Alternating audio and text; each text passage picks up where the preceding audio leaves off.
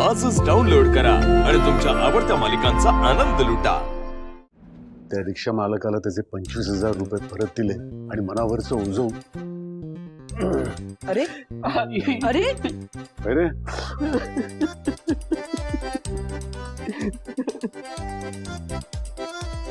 काय चाललंय हे लहान मुलांसारखं?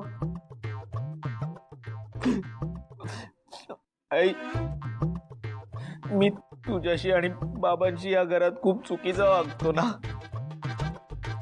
कळलंय मला।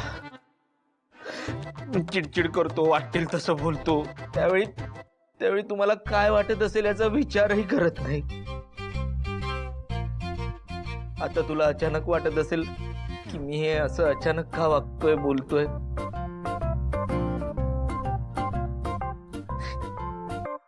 पण वरच जेव्हा माझ्याशी वाईट वागला ना, तेव्हा मला याची जाणीव झाली। मला कळलं मी जसा तुमच्याशी वागतो तेव्हा तुम्हाला त्याचं किती वाईट वाटत असेल। नाही, खरंच माझं चुकलं। मी हात जोडून माफी मागतो तुमची।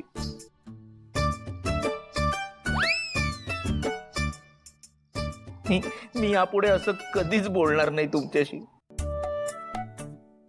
जमल्यास मला प्लीज माफ करा, प्लीज माफ करा। बस एवढंच बोलण्यासाठी आलो होतो मी इथे।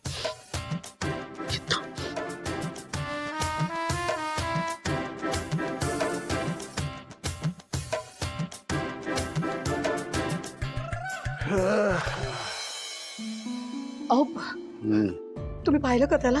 मी तुम्हाला सांगते, आपल्या ना वागण्या बोलण्याचा फरक पडलाय त्याच्यावर। अहो नाहीतर तुम्ही विचार करा, आपला संतोष असा रडत येऊन माफी मागतोय, त्याची कल्पना तरी करू शकतो का आपण? त्याच्यात ना नक्की बदल घडलाय बघा।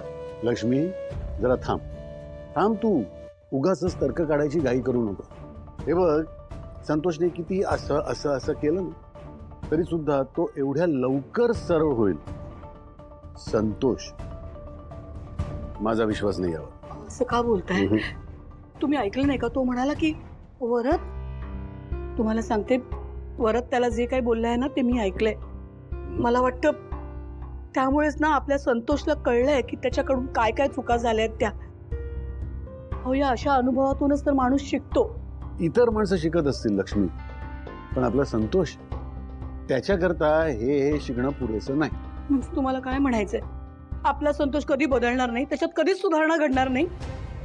असंच काही नाही अगदी, म्हणजे बदलेलही, पण काय लक्ष्मी, संतोष नुसता बदलून काय उपयोग आहे ग? तो बदल किती टिकतोय हे महत्वाचं आहे ना। म्हणजे आपण गृहीत धरूया की आता संतोष बदललाय, त्याच्यात सुधारणा झालीय, पण एक लक्षात ठेव, तो कधीही आपल्या मूळ पदावर येऊ शकतो। त्यामुळे हा बदल किती टिकतोय ते बघणं महत्वाचं आहे। कळतंय का लक्ष्मी?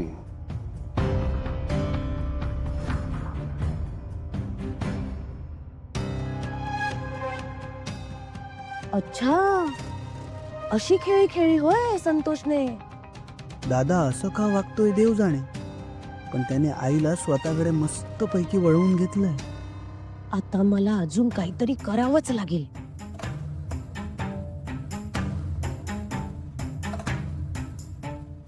लवकर काहीतरी आयडिया काढायला हवी।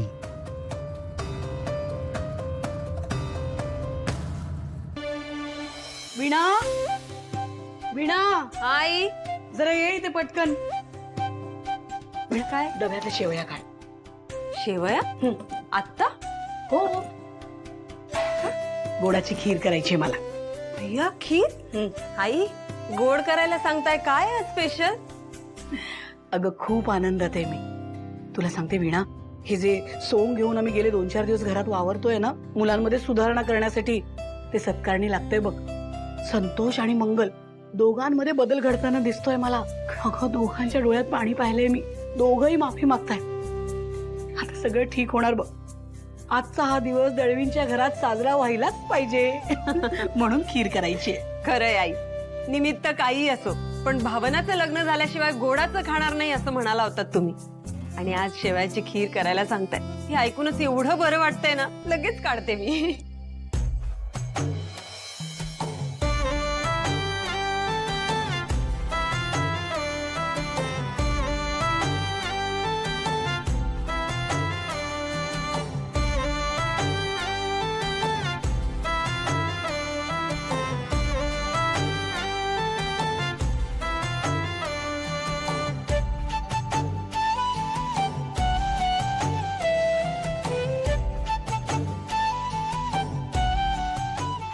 वाई, काय खमंग वास सुटलाय खिरीचा. हो ना? चव घेऊन बघा ना एकदा. अगं देवापुढे नैवेद्य ठेवते आधी. हो. अरे वा वा वा, कसला एवढा सुगंध दरवळतोय. आजी, आईंची फरमाईश म्हणून आज खीर बनवलीये शेवयांची. हो अगं मग मला नाही का द्यायची. देवापुढे नैवेद्य ठेवते मग लगेच तुम्हाला देते. लवकर दे. हो हो.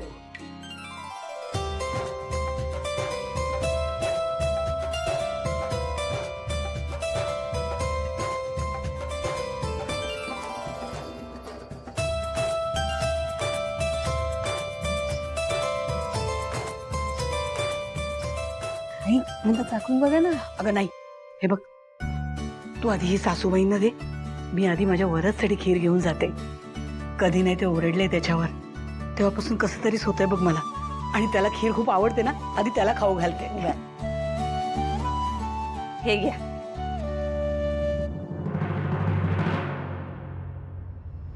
आणलात दिसस तू कधीतरी तुम्ही मला गेम आणून द्यायचं प्रॉमिस केलंय, ते कसं विसरेन मी. विसरे हे बघे, मी तुझ्यासाठी गेम आणलाय. पण का? कारण तू माझं काम व्यवस्थित केलंयस म्हणून. सारखा सारखा गेम नाही मिळणार, कळलं ना? हाव बाबा, आता आणलाय तो तरी द्या. हा देतो. काही म्हण, नाटक एकदम मस्त केलंस हं तू.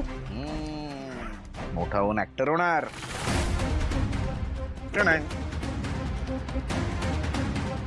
बाबा, मी ऍक्टिंग करत होतो सुद्धा आणि नव्हतो सुद्धा. म्हणजे तुम्ही खरंच मला काही नवीन खेळणी किंवा गेम आणून देत नाही. आणि मला जे आगाऊपणे वाटेल ते बोललास तेही खरंच होतं. अहो बाबा, मी कधी तसं बोलतो का तुमच्याशी? ते तुम्हीच लिहून दिलेली वाक्य मी पाठ केली होती. आलाच मोठा शहाणा. पण एक गोष्ट लक्षात ठेव, हे आपल्या दोघांचं टॉप सिक्रेट आहे. काय टॉप सिक्रेट? हे कोणालाही कळता कामा नये. अगदी तुझ्या आईला सुद्धा. हो बाबा, पण आपण परत कधी करायचं असं नाटक? परत कशाला करायचं? अहो, मी सांगितलं होतं ना तुम्हाला, माझ्या शाळेतल्या मित्रांकडे मोबाईल फोन सुद्धा आहे. पुढच्या वेळी मी तो घेईल नाटक करायच्या बदल्यात. हा रागाव झालायस ना वरत तू. परत नाटक वगैरे करण्याची काही गरज नाही. मोबाईल वगैरे काही मिळणार नाही. तुझ्या आजीला चांगला ओळखतो. तिचं मन बितळवण्यासाठी एवढं नाटक पुरेस आहे. उठ आणि जा अभ्यासाला बस. चल उठ. काय हो बाबा? अभ्यासाला बस.